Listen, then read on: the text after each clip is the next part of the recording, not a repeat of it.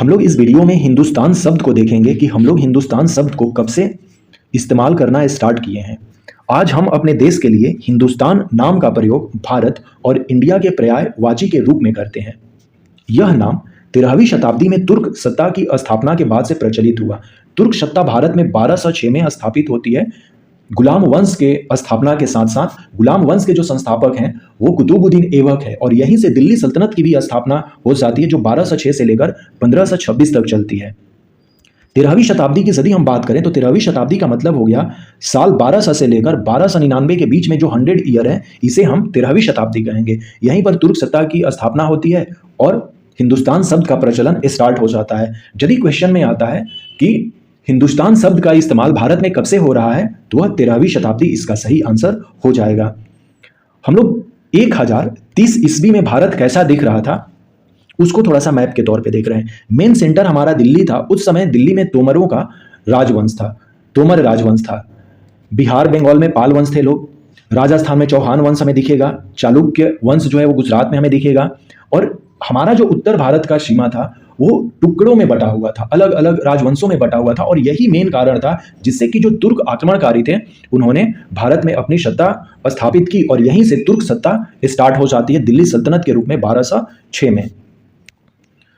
अब हम लोग आते हैं कि उस समय जो 13वीं शताब्दी में हिंदुस्तान शब्द का इस्तेमाल जो होता था वो भौगोलिक सीमा का एक था। वो पूरे हिंदुस्तान को, जो आज का भारत है उसको पूरा हिंदुस्तान नहीं कहा जाता था, उन्हीं क्षेत्रों को हिंदुस्तान कहा जाता था जहां पर तुर्क सत्ता थी, जहां पर तुर्क जो साम्राज्य फैला हुआ था वहीं तक के क्षेत्र को हिंदुस्तान कहा जाता था।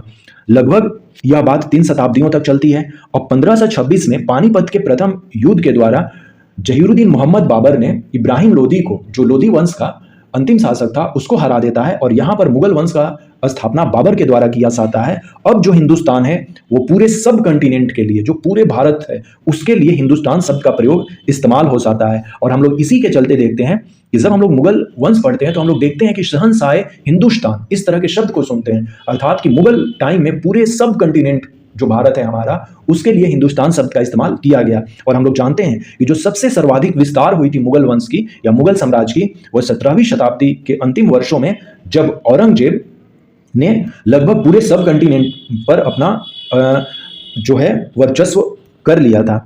यह 12वीं शताब्दी का मैप है जहां पर कि हम कुछ इस तरह से देख रहे हैं। और फाइनली हम लोग देखेंगे यह औरंगजेब का मैप है। औरंगजेब की जब मृत्यु है वो 1707 में होती है और 1707 तक जो है मुगल अंपायर जो है कुछ इस तरह से दिखता था।